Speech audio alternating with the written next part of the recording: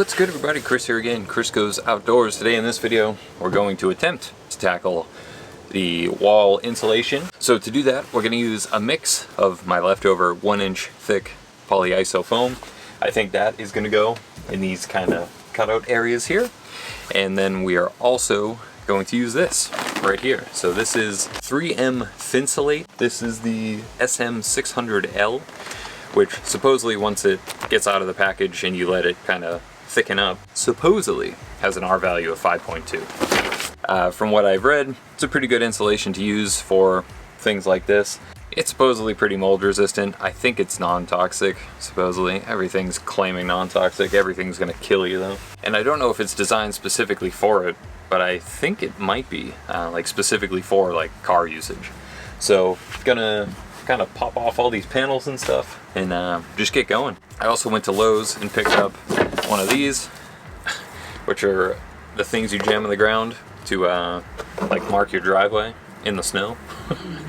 I got this because it's relatively flexible, so I'm hoping if I need to like get something in, you know, like up here in the little ceiling, but I have to go in from afar, that I can bend this and hopefully get the stuff to where it needs to go. I also bought some 1x2 board right here. So this is specifically for the walls right here. I'm planning to drill these in as a furring strip. I believe that's what they're called. I think I was calling them wood ribs for the roof. One here and one down here, so that I'll be able to mount some sort of paneling on there for the walls. Anyways, we'll get to taking the paneling off. I got this special little toolkit, auto trim removal kit. I think I bought it from Amazon for like 10 bucks. And we'll get cracking, pulling this stuff off. So this is probably the most useful tool that I got out of that kit. It's got a little angle, and then this piece fits in nice and snug behind these little upholstery screws. And then because it's angled, very simple to just use leverage to get the screws out. Nice and easy. So we'll pop the wall panel off here. Yeah, so we should be able to fill all the way straight down to the wheel well. I'll move the camera so you can see what I'm doing exactly.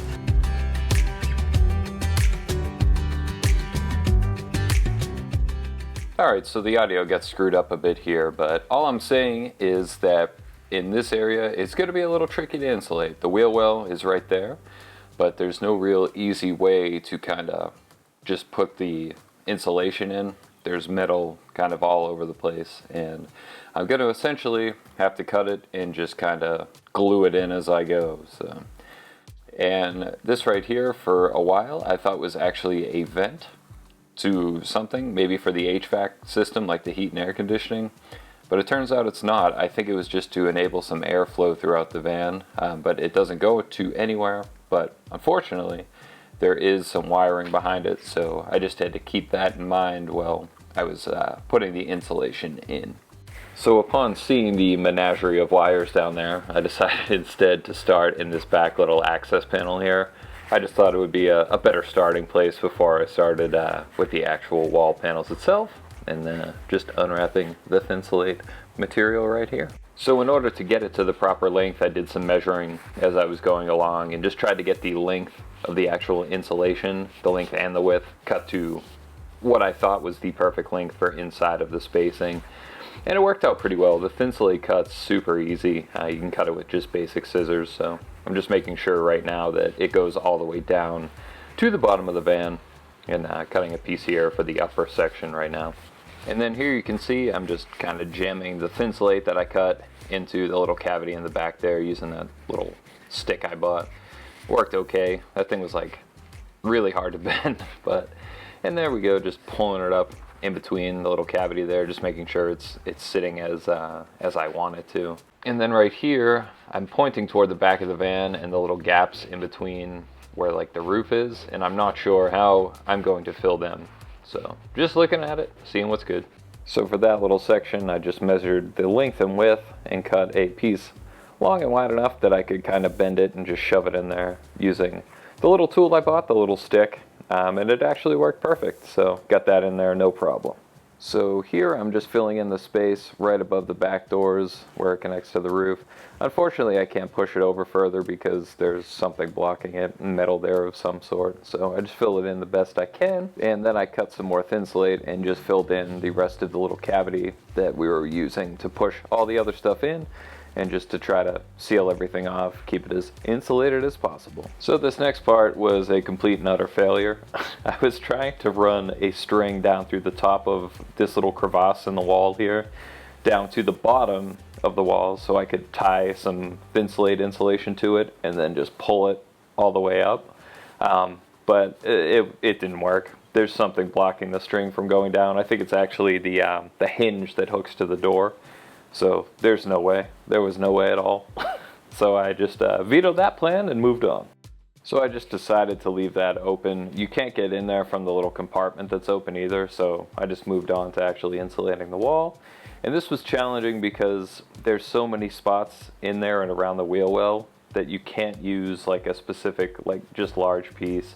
I had to pretty much cut everything as I needed it and just kind of move it in as best as possible. And then I used a little spray adhesive, the 3M90, as I was going, just to adhere it to the wall and make sure that it wasn't falling or like sliding around in there. So each piece was kind of custom fit into the actual crevasses or little areas that I needed to fit it in.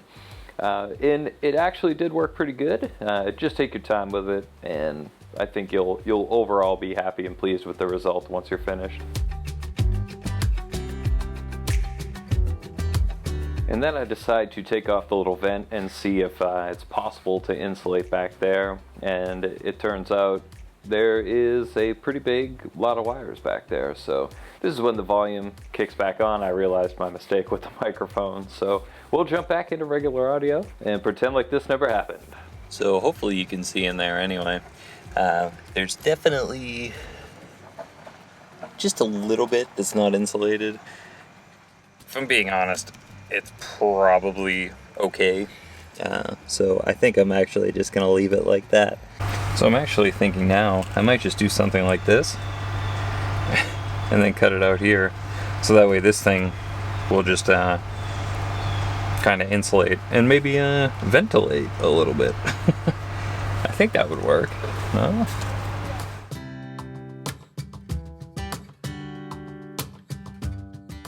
I don't know if this is actually going to function as I kind of want it to, but I like it.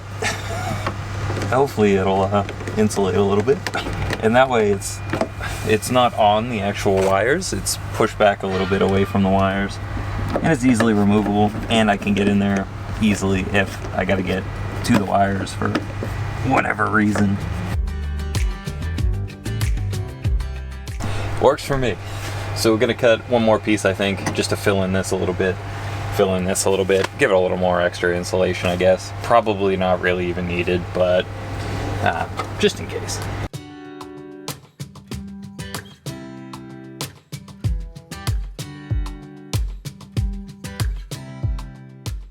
Nice. So I'm actually pretty happy with that. I feel like there's enough insulation in there that it's good, and enough that it's not like super overkill. So pretty cool.